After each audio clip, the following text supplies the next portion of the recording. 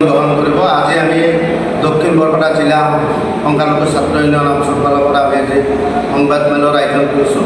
আমাৰ আজি সংবাদমেল আয়োজন কৰাৰ মুখ্যতঃ উদ্দেশ্য হ'ল আমি অহা ডিচেম্বৰ মাহৰ 14 আৰু 15 তাৰিখে আমি দুদিনীয়া বৰ্ণাঢ্য কাৰ্যসূচীৰে আমাৰ দক্ষিণ বৰপেটা জিলা সমিতিৰ এক বাৰ্ষিক অধিৱেশন আমি কৰিবলৈ গৈ আছোঁ আৰু এই বাৰ্ষিক অধিৱেশন উদযাপনৰ ক্ষেত্ৰত আমি অভ্যৰ্থনা সমিতি আৰু আমি এটা এই অধিৱেশনৰ লগত সংগতি ৰাখি আমি এটা স্মৃতি গ্ৰন্থ প্ৰকাশ কৰিবলৈ ওলাইছোঁ আৰু যাৰ বাবে আমি এটা স্মৃতি গ্ৰন্থ সম্পাদনা সমিতি আমি গঠন কৰি দিছোঁ আৰু আমি আমাৰ দক্ষিণ বৰপেটা জিলা সংখ্যালঘু ছাত্ৰ ইউনিয়নৰ অন্তৰ্গত সমূহ ৰাইজক আমাৰ বাৰ্ষিক অধিৱেশন যাতে সাফল্যমণ্ডিতভাৱে আমি কৰিব পাৰোঁ তাৰ কাৰণে আমি সকলোৰে পৰা পৰামৰ্শ বিচাৰিছোঁ আৰু আমাৰ স্মৃতি গ্ৰন্থখন কেনেদৰে বা কি ধৰণৰ লেখা লোৱা হ'ব তাৰ কাৰণে স্মৃতি গ্ৰন্থ সম্পাদনা সমিতি আছে।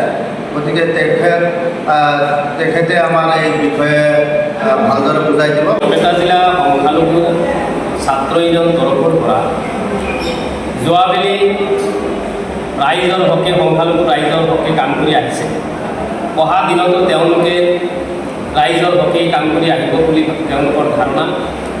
এই ক্ষেত্ৰত তেওঁলোকে জনাবলৈ দিছে আমালৈ যে অহা 15 ডিচেম্বৰ তাৰিখত তেওঁলোকৰ অধিৱেশনৰ জৰিয়তে ৰাইজক অৱগত কৰিব আৰু তেওঁলোকে এই অধিৱেশনৰ লগত সংগতি ৰাখি এখনি স্মৃতি গ্ৰন্থ প্ৰকাশ কৰিবলৈ আমাক দায়িত্ব দিছে।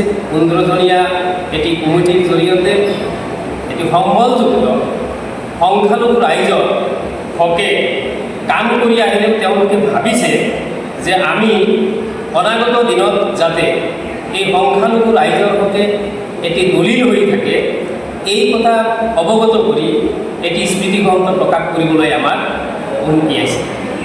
গতিকে আমি ৰাইজলৈ গুহাৰি জনাইছোঁ, আপোনালোকে সংখ্যালঘু আন্দোলনৰ ক্ষেত্ৰত যিখিনি বৰঙণি ৰাইজৰ তৰফৰ পৰাই হওক ছাত্ৰসকলৰ তৰফৰ পৰাই হওক যিখিনি বৰঙণি আহিছে এই বৰঙণিৰ লগত সংগতি ৰাখি ৰাইজৰ পৰা বুদ্ধিজীৱীসকলৰ পৰা শিক্ষাগুৰুসকলৰ পৰা আমি লেখা বিচাৰিছোঁ।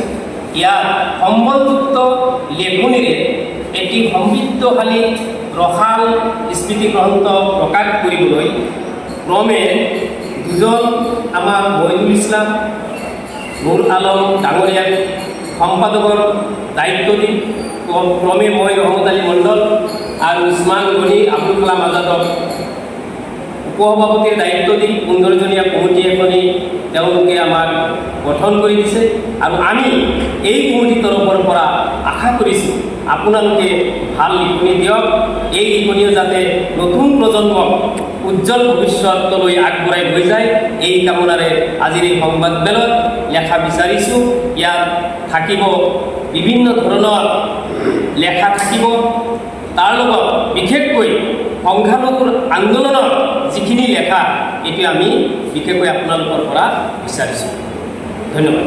অধিৱেশনৰ লগত সংগতি ৰাখি এখন স্মৃতি গ্ৰন্থ সম্পাদনা সমিতি গঠন কৰা হৈছে। সেই হিচাপে আমাক সম্পাদনা সমিতিৰ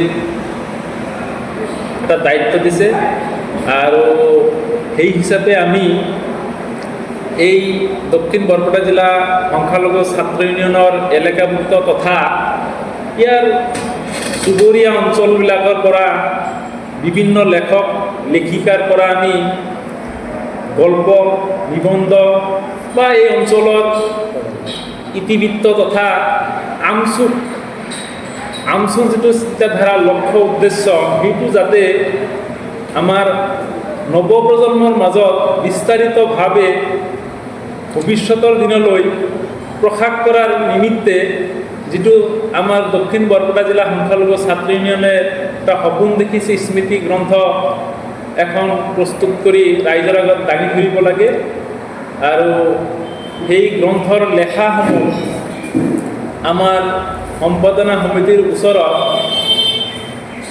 আপোনালোকে আমাৰ যেহেতু সময় কম গতিকে অহা 30 নৱেম্বৰ তাৰিখৰ ভিতৰত আমি ইতিমধ্যে হোৱাটছআপ নাম্বাৰ মুকলি কৰি দিছোঁ। সেই নাম্বাৰত আপোনালোকে PDF যোগে আমালৈ DTP কৰি যাতে পঠাই দিয়ে আৰু সেইখন আমি সম্পাদনা সমিতিয়ে চালি জাৰি চাই আমি প্ৰকাশ কৰিবলৈ যত্ন কৰিম।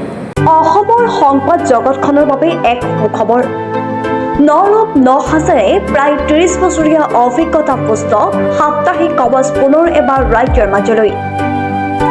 স্বত্বাধিকাৰী প্ৰণীতা কলিতাৰ দ্বাৰা প্ৰকাশিত আৰু অমৰজ্যোতি প্ৰিণ্টাৰ্ছ, গুৱাহাটী কমাৰ্চ কলেজৰ বিপৰীত ফালে মুদ্ৰিত। আমাৰ ঠিকনা মুখ্য কাৰ্যালয় অসম ফৰেষ্ট স্কুল, হৰি মন্দিৰ পথ, গুৱাহাটী আৰু অস্থায়ী কাৰ্যালয় কলিতা মাৰ্কেট, বিজয়নগৰ, কামৰূপ, অসম। মোবাইল নং 9435114666 আৰু 7002472813। Mail ID probhatiahom@gmail.com।